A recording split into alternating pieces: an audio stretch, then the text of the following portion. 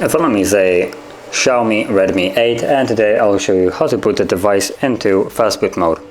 So to get started, you want to hold power key and select power off,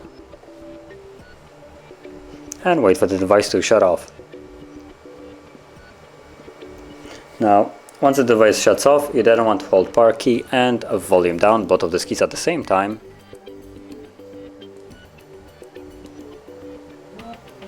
And we're now in the Fastboot mode. So that is how you would enter the Fastboot mode.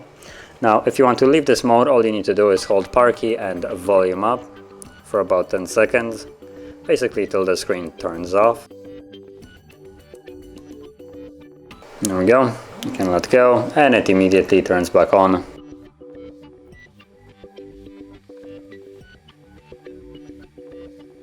And we're back in the Android.